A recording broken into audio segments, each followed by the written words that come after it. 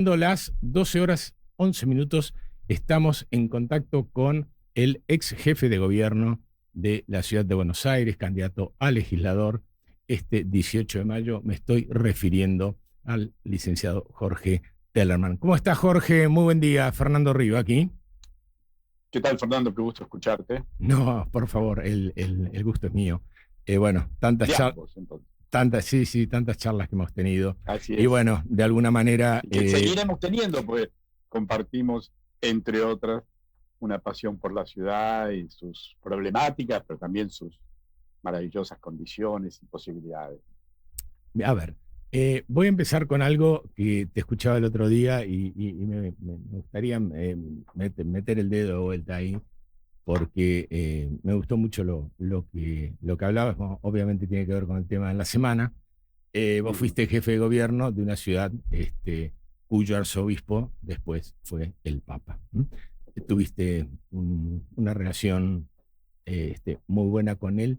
Eh, Me gustaría que me cuentes qué te dejó eh, ese arzobispo Bergoglio, ¿no? Y ese Papa Francisco en tu mirada, y cuál es el desafío que tiene quien venga detrás de Francisco, que me parece que hay un antes y un después de este buen señor. Mientras me lo decís, afortunadamente son tantas las cosas, digo afortunadamente porque es una presencia que ojalá, yo estoy seguro, pero casi muchísimo, pero ojalá en toda la Argentina y todo el mundo siga viva y presente durante mucho tiempo por lo inspiradora en tantos sentidos que ha sido su mirada y su actitud y su vida aquí en la Tierra. Y me lo preguntabas recién y me vino por primera vez en estos días, pero tantas veces me había venido.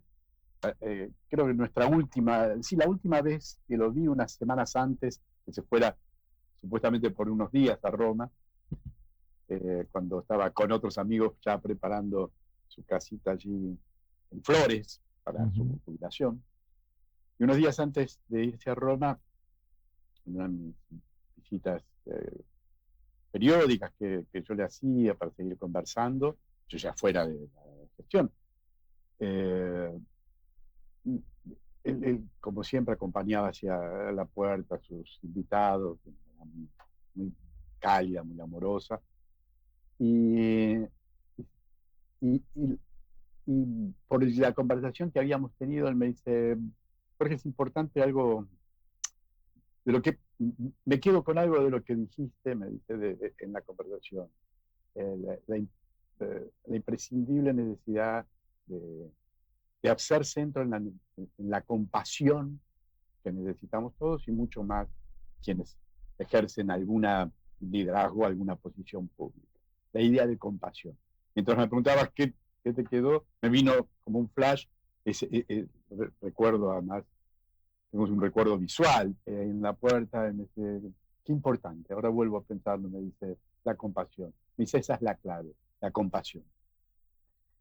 Así que de las muchísimas cosas que además estuvieron tan presentes en su arzobispado, aún antes de arzobispo, como cura, como principal en la orden jesuita, como arzobispo, y luego como papa, es esa mirada tan permanentemente centrada en el otro, y en el otro vulnerable, el otro que sufre, ya sea en términos materiales, en términos políticos por persecución, en términos económicos, por lo que fuera.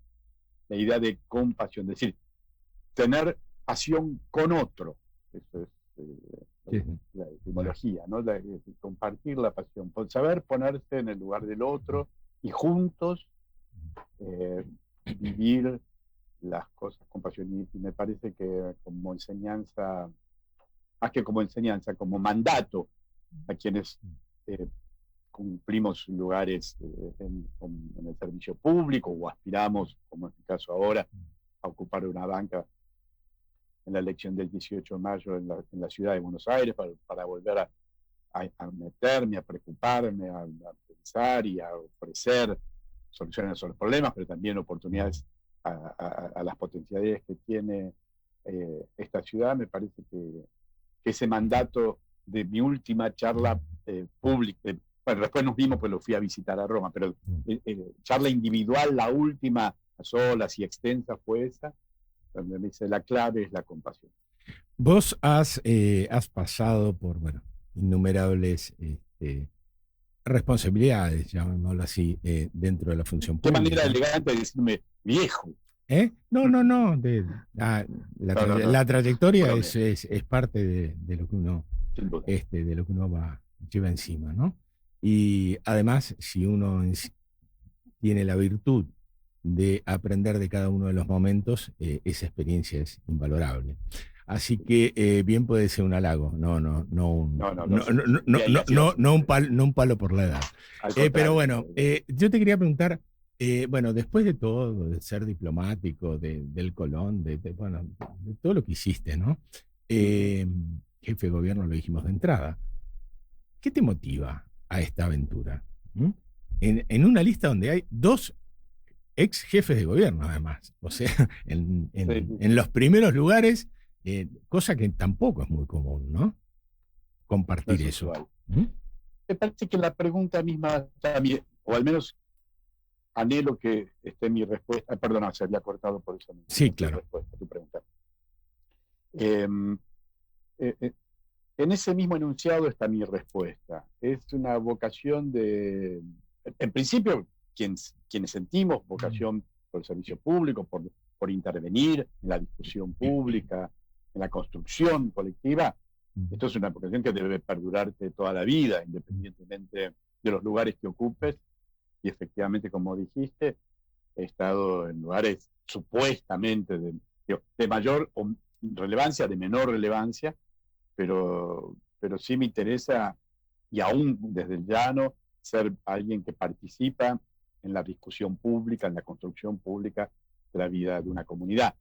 Y hacerlo como lo he hecho casi siempre, más allá de algunas actividades que también he tenido con el gobierno nacional, pero en términos de tiempo que le he dedicado en mi vida a la actividad pública, ha sido sustancialmente y mayoritariamente a la ciudad de Buenos Aires.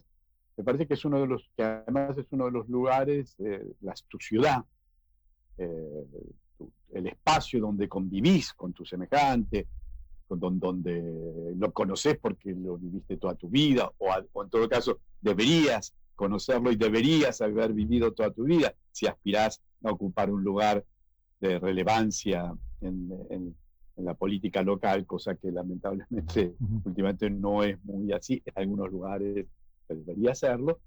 Entonces me parece que es la base en donde se expresa de la manera más genuina y ojalá más noble por otro lado también la necesidad de recomponer el vínculo de la acción política con una sociedad que claramente se ha manifestado y se sigue manifestando con sobradísimos motivos de manera refractaria y crítica a la política. La actividad política y los gobiernos de estas últimas décadas en términos globales no han dado respuesta, me refiero en el ámbito nacional, a las necesidades de nuestro país, y no solamente eso, sino en algunos casos han empeorado, de pobreza, educación, etcétera, etcétera. Pero me parece que esa recomposición también imprescindible de la representación política y el reamigar, religar, para decirlo también en términos de Francisco, el religar el vínculo entre la sociedad, la comunidad y la política.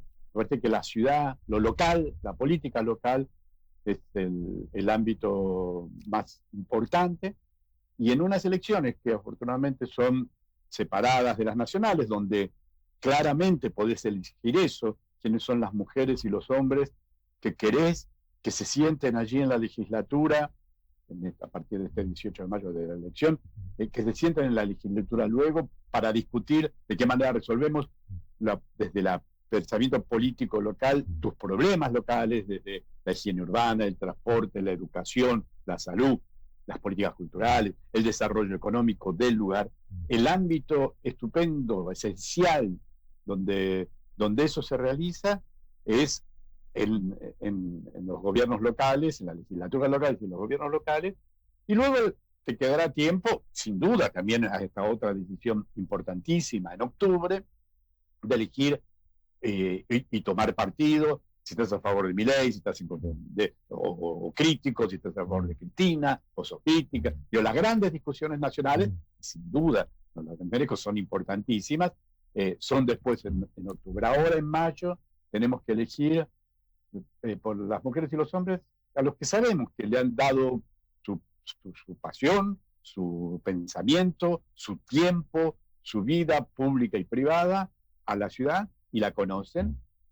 Y me tomo esto que decías, nuestra lista es una lista no solamente que tiene estos dos ex jefes de gobierno, Horacio Rodríguez Larreta, a quien acompañé desde 2015, cuando él me convocó, viniendo yo de una tradición política distinta, y eso me gusta subrayarlo siempre, más allá del vínculo afectivo y amistoso que tiene tanto tiempo que me une a Horacio, pero también lo acompañé dirigiendo los teatros públicos, el Teatro San Martín, luego el Teatro Colón, es decir, lugares centrales en la vida de la ciudad de Buenos Aires, pero porque comparto además una visión de ciudad que me parece que hoy se agiganta frente a una muy mala gestión del actual gobierno de la ciudad, al punto tal que en las recorridas que yo hago con Horacio, bueno, ayer nuevamente en Caballito y en tantos otros barrios que los últimos días lo acompañé, mucha gente que yo sé ya lo dice, mirá que no los acompañé en el voto en la elección nacional. Ahí miré para otro lado, apoyé a otros. Y sin embargo, reconozco que la gestión que hicieron aquí en la ciudad de Buenos Aires es una gestión que me pareció muy buena, de obras, de mantenimiento. Hagamos un corte ahí. Vos gestionaste la ciudad, ¿no? Como jefe de gobierno. Bueno, Horacio Rodríguez Larreta también lo hizo y Jorge Macri lo está haciendo ahora. Recién empezabas un poco a ya de alguna manera dar algunos pareceres sobre la gestión actual. Pero me gustaría, por ejemplo, no sé, elegí un tema, el tema que se te ocurra de gestión, de los temas troncales, de los temas centrales que tiene la ciudad, ¿no? Y podría ser la cultura, que es tu especialidad, y que yo lo considero troncal en esta ciudad. Es absoluta, desde esta ciudad come palabras, además de obras. Pero pareciera que estamos faltos de palabras también. Pero, a ver, elegí un tema y así brevemente, ¿cómo lo desarrollaste vos? ¿Cómo viste que lo desarrolló Horacio? ¿Y cómo está ahora? Por ejemplo, grandes obras. Que recorre todo y que además hoy en día es una de las discusiones más importantes. Déjame que me haga apenas un poquitito de autobombo, pero no es autobombo. No, es autorreferencial. No lo recordamos, a mí me apasionó, tuve buenas y malas, recordemos, lo mío fue una transición, un gobierno de año y pico, pero de una transición que estoy muy orgulloso de haberla hecho y por distintos motivos, pero no, será otra ocasión de otra charla. Fue iniciativa mía, decisión mía, hasta diseño mío allí como gobierno en esa corta transición, que comenzaron los contenedores de basura. Ajá. En una ciudad que no tenía. Hoy es algo tan natural y sobre todo los bajones deben pensar que está desde siempre, desde Juan de Garay, que es esa fundación. Sin embargo, la contenerización de la basura no existía. Eso es una iniciativa mía que todos en ese momento también reconocieron. Yo lo había visto en otras ciudades, me gusta mirar lo que pasa en otros lugares, ver de qué se maneja. Nunca entendía por qué en la ciudad de Buenos Aires seguíamos con ese criterio tan poco higiénico y práctico de la bolsa de basura en la puerta de la casa, creando lo que tenía. Así que la contenerización fue una iniciativa mía y claramente cambió cualitativamente todo ese proceso, la esquina urbana y todo, reconocida. Es un proceso enorme. Y luego los gobiernos posteriores siguieron de esa misma línea, lo fueron modernizando, ampliando, hasta las últimas modificaciones que hubo en la época de Horacio, de automatización, con otro tipo, en fin, las cosas que el paso del tiempo Sí, la tecnología te y va. la continuidad, pero también yo lo subrayo como una continuidad. No vinieron a decir, no, esto está mal y hay que, en vez de contenedores hay que poner globos aerostáticos, lo que digo, la idea que muchas cosas, tener y la idea siempre presente es que no empezaste, sino que tu misión allí es mejorar lo hecho. Este tipo dijo, puso la contaminalización, bueno, nosotros vamos a mejorarlo. Se continuó algo. Y efectivamente la higiene urbana fue mejorando de una manera muy evidente. Y vemos hoy que ha empeorado, y eso lo dice todo el mundo, basura en la calle, fuera de los tachos, no se recoge a tiempo, no hay gestión. Y sin embargo, tanto en mi época como posterior, luego, y también en los últimos gobiernos de Horacio, como ahora, más o menos son las mismas empresas las que están allí. Así que no es que algo cambió, sino ¿qué cambió allí? La falta de control, la falta de aplicarte a tus funciones, de exigirle como tantas actividades en la ciudad de Buenos Aires, que el responsable es el gobierno, pero las ejecuta distintas empresas, como desde el asfalto hasta la limpieza de muchos hospitales, o en el caso de la higiene urbana. Y vos fijate cómo algo que comenzó con un cambio muy drástico, me pediste una cosa que se pudiera ver en estas tres instancias, y que por costo y por centralidad ocupan un lugar importantísimo en la ciudad de Buenos Aires y cualquier gran ciudad, como es la higiene urbana, pues fíjate cómo algo que iba mejorando.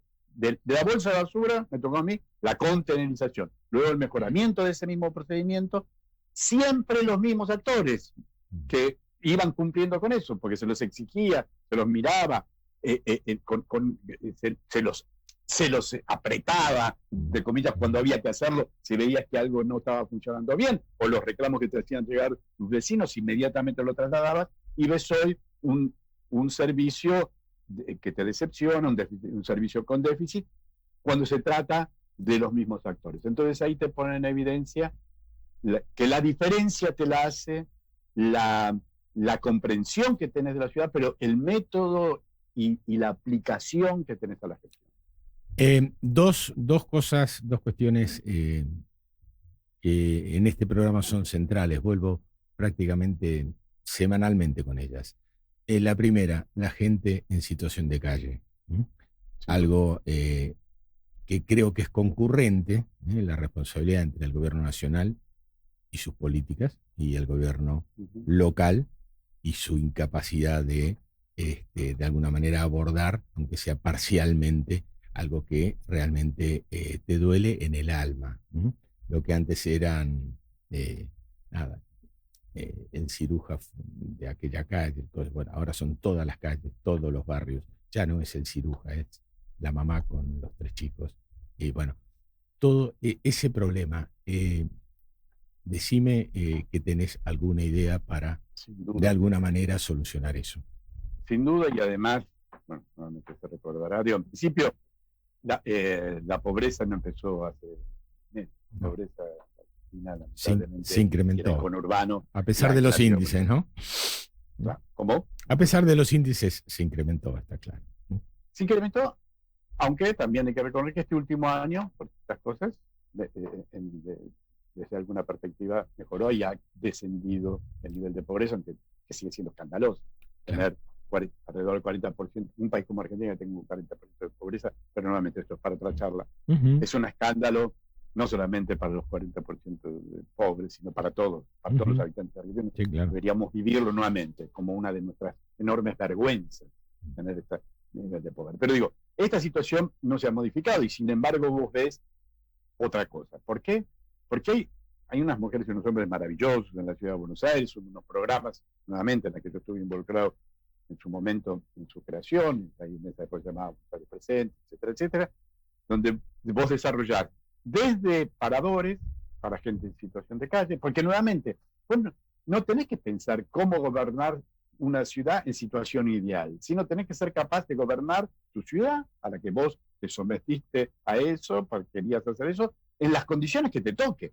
Y si te toca una condición como esta, de una situación de pobreza, que expulsa gente a la marginalidad, etcétera, etcétera, y sabés lo que genera una marginalidad, trastornos psiquiátricos, etcétera, etcétera. En principio, vuelvo a lo primero que nos decíamos.